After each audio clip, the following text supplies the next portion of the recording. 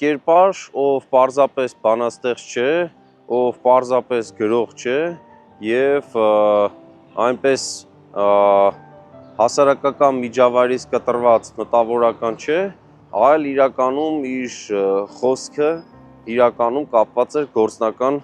աշխատանքների հետ։ Հետագայում տեսնում ենք, որ նա իր գործունեությունը շարունակում է Սփյուռքի տարբեր կենտրոններում, լինում է Վենետիկում, Վիեննայում եւ շատ այլ վայրերում, ֆրանսիական տարբեր քաղաքներում, նորից Գերմանիայում եւ ի վերջո նա 1936 թվականին վերադառնում է Հայաստան, արդեն խորհրդային Հայաստան։ Նա դրանից 10 տարի առաջ այցելել էր խորհրդային Հայաստան, սակայն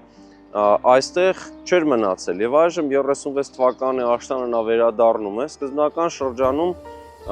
նրա ներգրավվածությունը խորհրդային Հայաստանի հասարակական կյանքին մեծ չէր, սակայն ժամանակի հետ մենք տեսնում ենք նրա չափազանց մեծ ներգրավում եւ մասնավորապես նա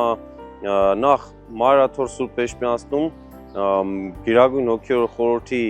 այդ աշխատանքների վերակազմակերպման գործում էր ներգրաված, այստեղ աշխատում էին օրինակ Ստեփանոս Մալխասյանցի հետ եւ շատ ուրիշ մտավորականների։ Մյուս կողմից նա օրինական մեծ պատերազմի տարիներին սկսում է գրել ստեղծագործություններ, որոնք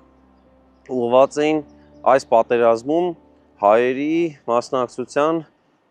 մասին շեշտադրումներին։ Նախագծի գլխավոր գործընկերն է Կոնվերս բանկը, ֆինանսական աշխարհի ձեր հուսալի գործընկերը։